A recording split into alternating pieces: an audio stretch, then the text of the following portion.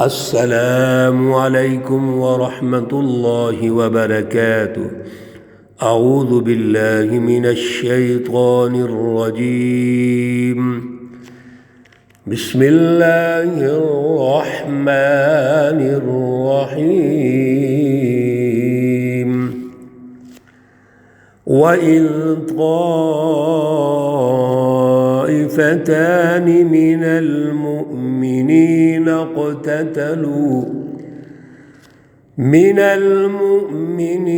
اقْتَتَلُوا فَأَصْلِحُوا بَيْنَهُمَا۔ صدق اللہ العلی العظیم۔ اللہم صلی علی سیدنا و مولانا محمد النبی الأمی وعلی آلہ واصحابہ وبارک وسلم وصلی علیہ۔ معزز سامعین و سامعات، پارہ نمبر 26 سورۃ الحجرات، آیات مقدسہ نمبر 9 اور 10 ہیں۔ اللہ رب العزت ان آیات کا فہم اور شعور عطا فرمائیں اور عمل کی توفیق اور صلاحیت عطا فرمائیں۔ وہ بنیادی اصول و ضوابط جس سے جماعتیں ترقی کرتے ہیں، جس سے امیر اور جماعت کے مابین خوشگوار ماحول رہ سکتا ہے، جس سے سماج اور معاشرہ ترقی کرے گا، جس سے قومی سطح پر ایک بہترین ماڈل سماجی معاشرتی نظام قائم ہوگا، وہ کیا ہے؟ رسول اللہ صلی اللہ علیہ وسلم کی موجودگی میں ہم ان کی تشکیل کیسے کریں گے؟ کیا ضابطے ہیں، دائرے ہیں؟ اللہ رب العزت ارشاد فرما رہے ہیں، بڑی اہم رہنمائی ہے جس کو سمجھنے کی بھی اور عمل کرنے کی بھی ضرورت ہے۔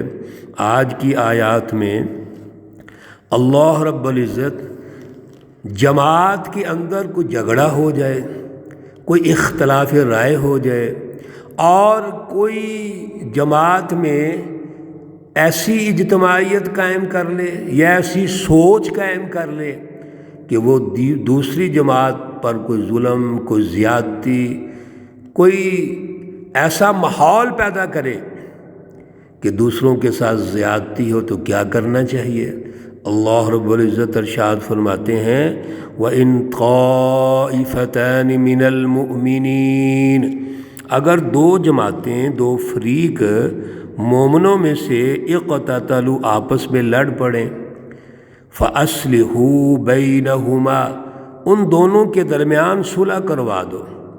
کوئی ایسا اختلاف ہو جائے تو پہلی بات تو یہ ہے کہ اختلاف ایسا نہیں ہونا چاہیے جس میں تشدد ہو، جس میں انتہا پسندی ہو۔ ایسا ماحول تو ختم کرنا ہے، پچھلے درس میں یہی سمجھا ہم نے۔ لیکن پھر بھی اگر کوئی ورائٹی ہے ظاہر افراد کے اندر، تو اگر ایسا ماحول آ جائے تو کیا کرنا چاہیے؟ ان میں صلح کرواؤ۔ فَإِن بَغَتْ إِحْدَاهُمَا عَلَى الْأُخْرَى، اگر پھر بھی ایک گروہ دوسرے کے ساتھ سرکشی کرتا ہے، چڑھائی کرتا ہے، کوئی زیادتی کرتا ہے، فَقَاتِلُوا الَّتِي تَبْغِي حَتَّى تَفِيءَ إِلَىٰ أَمْرِ اللَّهِ، تو پھر آپ ان سے لڑو۔ اور کس سے لڑنا ہے؟ جو سرکشی کرتا ہے، جو زیادتی کرتا ہے، یہاں تک کہ وہ اللہ کے حکم کی طرف لوٹ آئے۔ اللہ کا حکم کیا ہے؟ درست جو فیصلہ ہے اس کی طرف لوٹ آئے۔ آپ ان میں صلح کروا دیں اور صلح کروانے کے بعد ان کو درست بات ماننی چاہیے، جو اصول کی بات ہے اس کو تسلیم کر لینا چاہیے، اور اگر کوئی نہیں کرتا تو پھر ان کی کوئی دائرہ طے کریں، ان کو روکیں۔ فَإِن فَاءَتْ، پس اگر وہ باز آ جائیں، فَأَصْلِحُوا بَيْنَهُمَا بِالْعَدْلِ وَأَقْسِطُوا، تو پھر ان کے درمیان عدل کے ساتھ صلح کروا دو، وَأَقْسِطُوا، اور انصاف کرو۔ إِنَّ اللَّهَ يُحِبُّ الْمُقْسِطِينَ، بے شک اللہ انصاف کرنے والوں کو پسند کرتے ہیں۔ میرے عزیزو بہت اہم اصول اللہ نے ارشاد فرما دیا کہ کوئی جماعت کے اندر یا مسلمان جو جماعت ہے اس میں اگر کوئی اختلاف رائے رکھتا ہے اور تشدد پیدا کرتا ہے تو انصاف کرو۔ اسی طریقے سے کسی بھی خطے میں کسی علاقے میں اگر مسلمان ہیں اور ظلم کا نظام قائم کر لیتے ہیں تو ہم اس ظلم کے نظام کو قبول نہیں کریں گے۔ ظلم کے نظام کو ختم کیا جائے گا، اس کے خلاف بغاوت کی جائے گی۔ کیوں؟ وہ کفر، فسوق اور عصیان پر وہ نظام قائم ہے۔ جس نظام میں کفر ہے، عصیان ہے، فسق ہے، جماعت بندی نہیں، ڈسپلن نہیں، قومی ترجیحات نہیں ہے، وہ نظام انسانیت کے حق میں نہیں ہے، اس کو ختم ہونا چاہیے۔ تو مسلمان جماعت ایسے حکمرانوں کے خلاف بغاوت کر سکتی ہے۔ کیوں؟ انہوں نے اصل میں بغاوت کی ہے۔ جو حکمران انسانیت کے فائدے میں یا اجتماعیت کے لیے انہوں نے سسٹم تشکیل دینا تھا، ان میں کمزوری آ گئی ہے، لہٰذا ان سے وہ اعلیٰ اقتدار چھیننا پڑے گا اور وہاں پر عدل کا نظام قائم کرنا پڑے گا۔ وَأَقْسِطُوا، عدل کا نظام قائم کرو۔ اصل چیز ہے عدل کا نظام۔ وہ جماعت کا معاملہ ہو، اندرونی سماجی سطح پر کسی ملک کا قومی معاملہ ہو، اصل بنیاد عدل ہے۔ عدل کا نظام ہوگا تو ترقی ہوگی۔ اس لیے اللہ رب العزت نے بڑے خوبصورت انداز میں ارشاد فرما دیا، انما المؤمنون اخوہ۔ یاد رکھو اس بات کو، یقیناً تمام مومن آپس میں بھائی بھائی ہیں۔ مسلمانوں میں تو کوئی فرق ہے ہی نہیں، وہ تو ایک جماعت ہے۔ تو جماعت کے اندر کسی کی کیا جرت ہے کہ دوسرے کے ساتھ زیادتی کرے؟ وہ تو بھائی بھائی ہیں، عدل کے ساتھ رہیں گے۔ اللہ نے آپس میں رہنے کے ضابطے بیان کر دیے، اور وہ ضابطے یہ ہیں کہ سب برابر ہیں، سب بھائی ہیں۔ بھائی اسی کو کہتے ہیں جو برابر ہو، جن کے حقوق ایک ہیں، جن کا سٹیٹس ایک ہے، جن کے بارے میں جو بھی ماحول اور سماج وہاں تشکیل پائے گا وہ ایک ہوگا، اس میں کوئی فرق نہیں ہونا چاہیے۔ لہذا جب بھی کوئی اختلاف ہو جائے، اختلاف ہونا بری بات نہیں، ہو سکتا ہے اختلاف رائے بھی ہو سکتا ہے، اصول عدل ہے، انصاف۔ فَأَصْلِحُوا بَيْنَ أَخَوَيْكُمْ، تو آپس میں اپنے بھائیوں کو ملا دیا کرو، ان میں صلح کروا دو۔ وَاتَّقُوا اللَّهَ، اور اللہ سے ڈرو۔ بڑی اہم بات اللہ نے ارشاد فرمائی ہے۔ دو باتیں ہو گئیں، ایک تو ہمیشہ صلح کا کام کرنا چاہیے، ملانے کا کام کرنا چاہیے، جوڑنے کا کام کرنا چاہیے، توڑنا نہیں ہے۔ کوئی بھی ایسی سوچ، ایسی رائے جو انتہا پسندی کی ہے، شدت پسندی کی ہے، لڑانے والی ہے، وہ نہیں ہونی چاہیے، وہ غلط ہے۔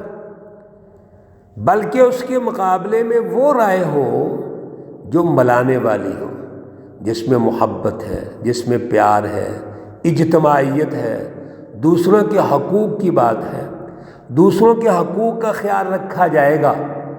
ایک تو یہ ہے کہ ہمیشہ اجتماعیت کا خیال کرو، انفرادیت کو قربان کر دو، ہمیشہ محبت کی بات کرو، نفرت کی بات نہ کرو، الفت پیدا کرو، ہمیشہ امن و امان پیدا کرو، فساد نہ پیدا کرو۔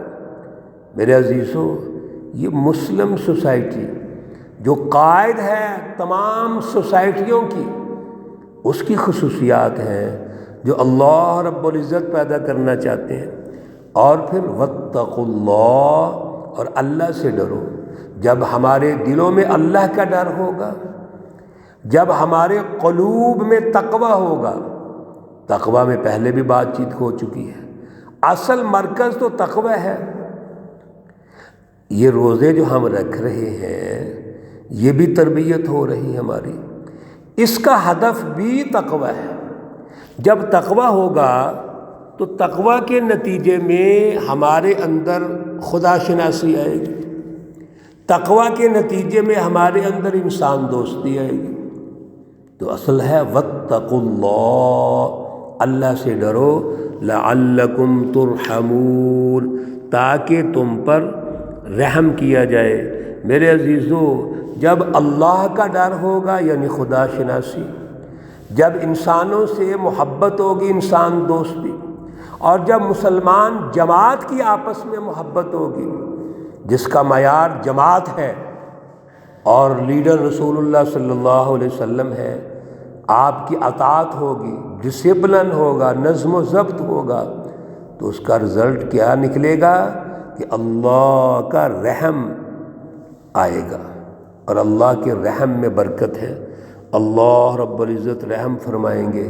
میرے عزیزو، آج بھی اگر ہم یہ چاہتے ہیں کہ اللہ کی رحمت آئے، اللہ کی برکت آئے، تو عدل کا نظام قائم کرنا پڑے گا۔ آج مسئلہ یہ ہے کہ ہم اللہ سے رحم و کرم کی درخواست ضرور کرتے ہیں، دعائیں ضرور کرتے ہیں، لیکن جو عملی نظام ہے وہ ظلم کا ہے، عملی نظام کفر، فسوق اور عصیان پر مبتلا ہے، عملی نظام کی جو بنیادیں ہیں وہ غلط ہیں، وہ کفر کی ہیں، نفاق کی ہیں۔ تو میرے عزیزو، برکت کہاں سے آئے گی؟ دعاؤں سے برکت نہیں آتی، سسٹم کی تشکیل سے برکت آتی ہے۔ ہمارا نظام کس پر استوار ہے یہ دیکھنا پڑے گا۔ وہ کیا ہے؟ اللہ نے فرما دیا حبب الیکم الایمان وزینہ فی قلوبکم، تمہارے دلوں میں ایمان آ گیا، مزین ہو گیا۔ اب اس پر یہ ہے استوار، سسٹم استوار ہوگا ایمان پر، اعلیٰ شعور پر اور شعوری جد و جہد پر، اور اس کے مقابلے میں کفر، فسق، عصیان سے بغاوت کرنی ہے، نفرت کرنی ہے۔ تو پھر جو نظام قائم ہوگا وہ رحمت کا ہوگا، وہ برکت کا ہوگا، وہ اللہ رب العزت کی محبت کا ہوگا۔ اللہ اس پر اپنی مدد بھی فرمائیں گے اور خصوصی رحم و کرم بھی کریں گے۔ اللہ ہمیں توفیق عطا فرمائیں، ہمارے اندر صلاحیت پیدا فرمائیں۔ اللہ رب العزت تمام بیماروں کو شفائے کاملہ عاجلہ مستمرہ عطا فرمائیں۔ اللہ رب العزت تمام مرحومین و مرحومات کو جنت الفردوس میں اعلیٰ مقام عطا فرمائیں۔ ربنا تقبل منا انك انت السميع العليم وتب علينا انك انت التواب الرحيم، وصلى الله تعالى على النبي الأمي محمد وعلى آله وأصحابه أجمعين برحمتك يا أرحم الراحمين۔ السلام عليكم ورحمة الله وبركاته۔